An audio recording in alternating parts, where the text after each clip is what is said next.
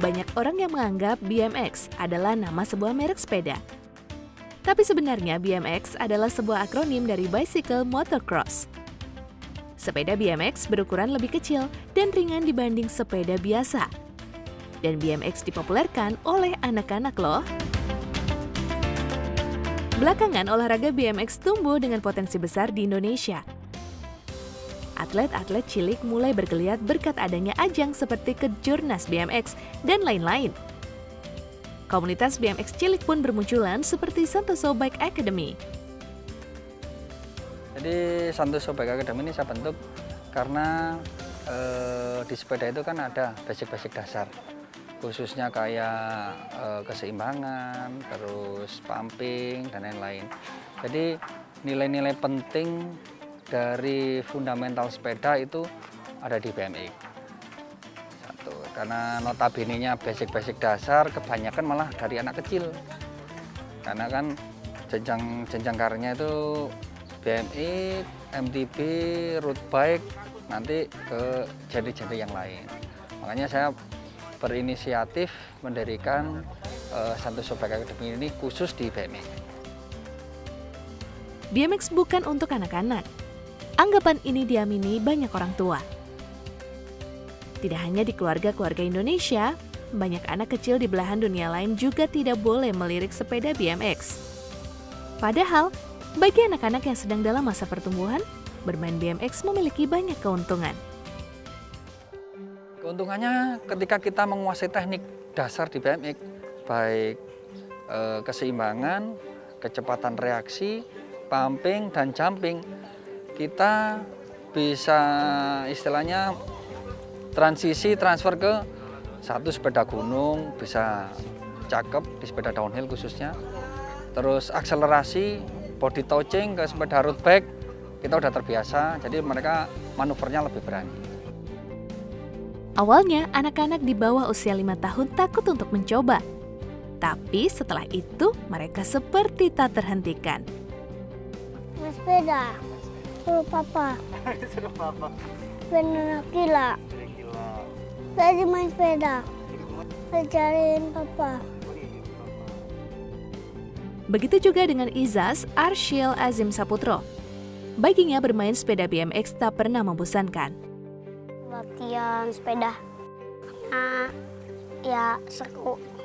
Terus itu karena bikin di rumah suka bosan, jadi enak main di sana. Karena main kayak lompat gitu, lomba kayak gitu. Aku udah dari dulu, aku dulunya Usbike, sekarang jadi BMX. Usbike itu kan aku belum bisa ada dua, jadi pakai itu dulu, jadi nggak ada pedalnya, jadi gue harus pakai kaki. Ya udah, jadi biar cepet roda dua kata ayah aku. Ya udah, jadi diganti, udah bisa. Jadi sudah BMX. Belajar sepeda BMX tak hanya sekadar untuk bermain saja. Pesepeda BMX juga bisa menjadi atlet nasional. Seperti Raiden Raga yang pernah menjuarai kompetisi sepeda BMX di dalam dan luar negeri. Apa ya? Soalnya dari dulu sih suka main game balap gitu ya di PS. Terus juga suka lari juga, pokoknya kayak suka balapan mobil. Nah, daripada motor gitu kan atau mobil kan pasti jauh lebih mahal kan. Nah, jadi milih sepeda buat olahraga ekstrem. Udah berapa kali cedera sih? Kayak terakhir ini patah tulang paha sama cedera ACL. Cedera ACL tuh kayak cedera otot di bagian dengkul, tendon. Meskipun sering cedera, Raiden tak mau meninggalkan olahraga ekstrem ini. Apa ya artinya? Ini udah hidup gue banget sih ngerasanya gitu. Soalnya udah berapa kali nyoba passion lain kayak main bola atau badminton gitu-gitu kurang suka sih. Kayak udah nyoba yang kayak olahraga yang umum gitu ya, kayak badminton, bola. Lebih suka yang kayak balapan mobil, balapan motor gitu. Kalau misalnya nggak lanjut sepeda sih mau balapan mobil.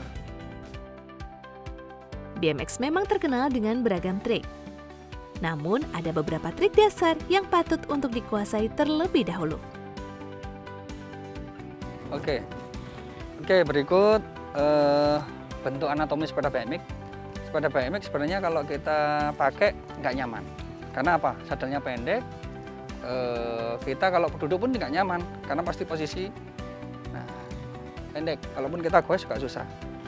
Jadi yang pertama-tama yang kita harus kuasai ketika main BMX, kita harus punya keseimbangan di shoulder. Shoulder untuk mengendarai sepeda. Karena di BMX kita jarang sekali duduk. Duduk hanya untuk start sama ketika finish dia berjalan statis. Nah, yang pertama-tama paling kita kuasai adalah kita harus bisa goes berdiri dengan tumpuan tangan. Contoh, ini juga susah kalau nggak biasa juga susah.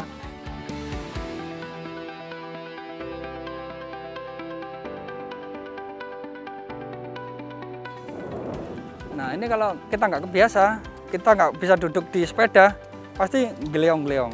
Karena kekuatan tangan dan bahu itu penting untuk mengendalikan sepeda BMX.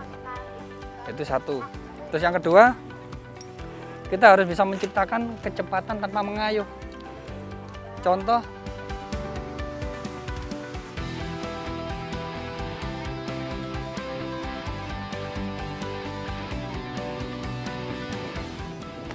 itu yang kedua, yang terpenting.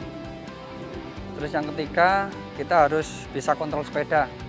Kontrol sepeda dalam artian kita harus sinkron antara gerakan tangan sama gerakan kaki untuk menyeimbangkan sepeda supaya balance. Contoh,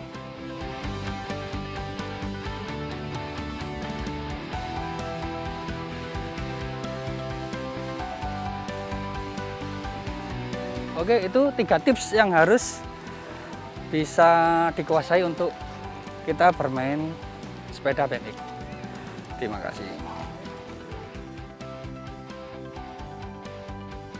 Melalui pembelajaran sejumlah triknya, BMX membuat anak belajar menghadapi ketakutan dan membangun kepercayaan diri. 2 hal ini penting dalam membentuk karakter diri anak-anak yang tidak mudah minder.